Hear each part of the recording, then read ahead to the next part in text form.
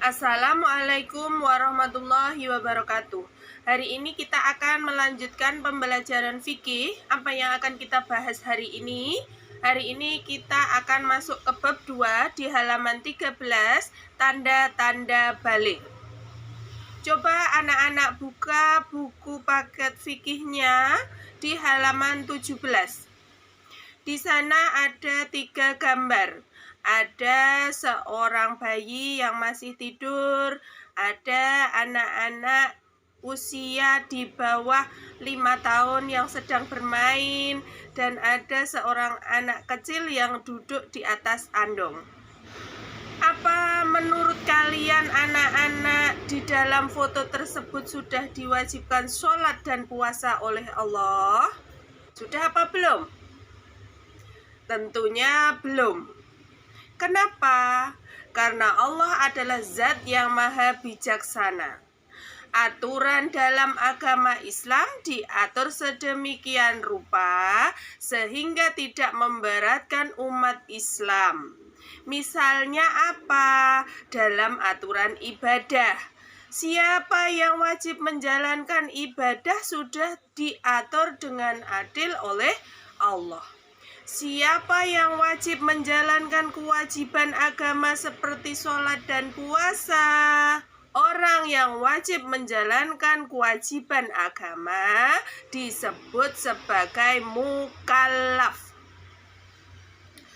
Lalu, apa syarat-syarat seorang mukallaf? Di sini dijelaskan syarat-syarat seorang mukallaf itu ada 3. Yang pertama, baligh. Yang kedua, berakal sehat.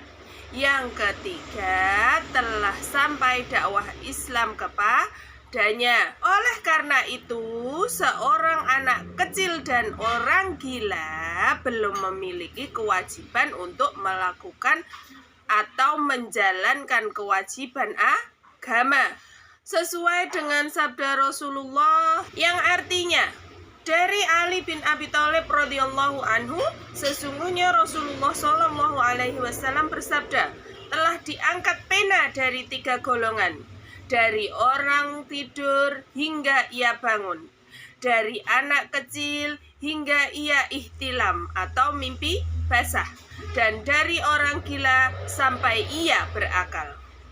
Maksudnya apa? Di sana ada kata diangkat pena. Maksud dari kata diangkat pena adalah tidak diwajibkan melaksanakan ibadah dan tidak dicatat dosanya. Tidak diwajibkan melaksanakan ibadah berarti orang gila akan diwajibkan melaksanakan ibadah setelah dia sadar, setelah dia sudah tidak gila. Anak-anak diwajibkan melaksanakan ibadah jika mereka sudah baligh. Tidak dicatat dosanya, berarti seorang anak yang belum baligh dan orang gila yang belum sadar tidak dicatat dosa-dosanya meskipun melakukan dosa.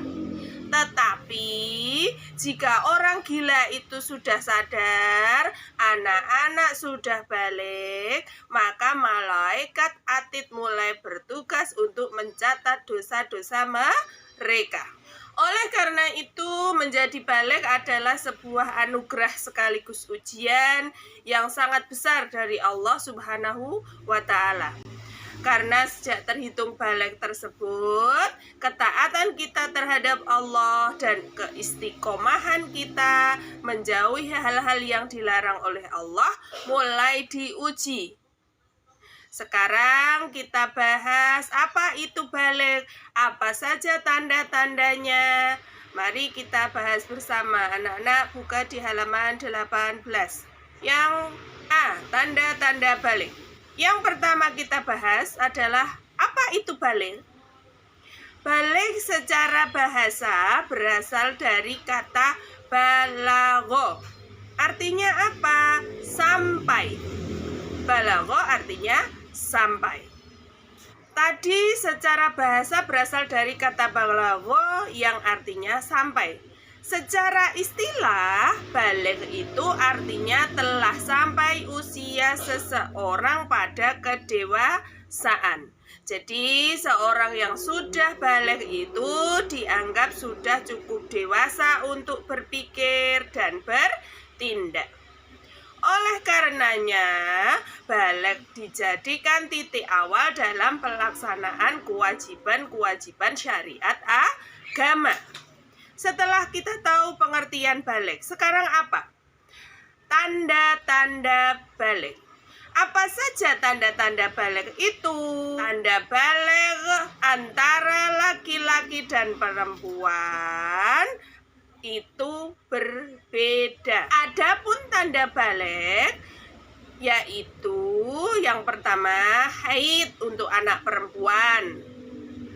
Jika anak perempuan itu sudah haid, maka dianggap anak perempuan tersebut sudah haid.